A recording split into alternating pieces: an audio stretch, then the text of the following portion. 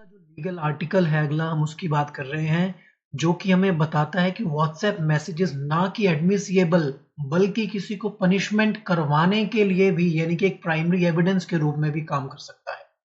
Article का नाम है even unsaid words in WhatsApp message can prompt enmity says Allahabad high court allows police to proceed against Binjor man says subtle message suggested his brother was being targeted for religion। तो इसके अंदर ये बता रहा है कि basically allow police to proceed against Bijnor man says. Subtle का मतलब है कि कोई इनडायरेक्ट ना कहना, बेसिकली कोई इनडायरेक्ट बात कहना, डायरेक्टली भी जिसको को नहीं कही जा रही है, कोई इनडायरेक्टली मैसेज भी है, वो भी suggested his brother was being targeted for religion. Article के अंदर हम समझते हैं लीगल पॉइंट ऑफ व्यू से क्या इसके अंदर इंपॉर्टेंट है। The Allahabad high court has held that the unsaid words and subtle message in a WhatsApp message can amount to promoting enmity between religious communities। तो कह रहे कि इलाहाबाद हाई कोर्ट ने बताया, हेल्ड किया कि unsaid words and subtle message, जो कि मैसेज डायरेक्टली या क्लियरली नहीं, इनडायरेक्टली कहा जा रहा है कोई व्हाट्सएप में, उसके जरिए भी रिलीजियस एनिमिटी जो है कम्युनिटीज के अंदर हो गई है, even if the message does not explicitly mention about the religion।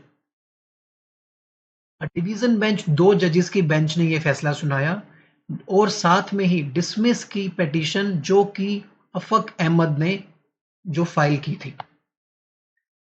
ये पिटीशन अफक अहमद की वजह से फाइल की गई थी, जो कि seeking to quash an FIR, अपनी एफआईआर को क्वैश करवाने के लिए इलाहाबाद हाई कोर्ट को जिन्होंने अप्रोच किया था against him for allegedly spreading religious hatred. इस पिटीशन को इलाहाबाद हाई कोर्ट ने क्या कर दिया, रद्द कर दिया। अगली चीज है इसके अंदर, the WhatsApp messages that Afaq sent after his brother was arrested in a case for alleged unlawful religious conversion. तो बेसिकली अफक के ब्रदर को अरेस्ट कर लिया गया था इसके अंदर। तो अरेस्ट कर लिया गया था किस रीजन के, क्योंकि अनलॉफुल रिलीजियस कन्वर्सेशन उन्होंने व्हाट्सएप के ऊपर की थी, और जिससे क्या हुआ था, पोटेंशियली आउटरेज रिलीजियस फीलिंग्स, जिससे कि दूसरी कम्युनिटी की रिलीजियस फीलिंग्स को आउटरीच किया गया था, and create ill will between the communities, और जिससे क्या हुआ था, कम्युनिटीज के अंदर झगड़ा हो गया था। The high court bench noted that while the message may not speak पर say about religion, directly religion के बारे में नहीं कह रहा, लेकिन इनडायरेक्टली वो वही रिलीजन के बारे में ही बात हो रही थी। It definitely conveys an underlying and subtle message that his brother has been targeted in a false case because belonging to a particular religion community। These unsaid words could prima facie outrage the religious feeling of others, the court ruled, and allow the police investigation against the affect to continue। Further legally important इसके अंदर हम देखते हैं, अफक lawyer Saeed Shah argued that the message merely conveyed client anguish। The High Court disagreed, observing that the unsaid words carried an implicit communal charge।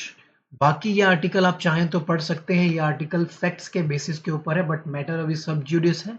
जो legal point of view से जो high court की रूलिंग थी हमने उसकी बात की है। आप चाहें तो इसी तरह के लीगल करंट अफेयर्स देखने के लिए मेरे चैनल को सब्सक्राइब कर सकते हैं, और अगर आपको ये कंटेंट अच्छा लगा तो प्लीज़ लाइक कीजिए, शेयर कीजिए एंड कमेंट कीजिए। Thank you so much for watching this video. This is advocate Anshul Bajaj.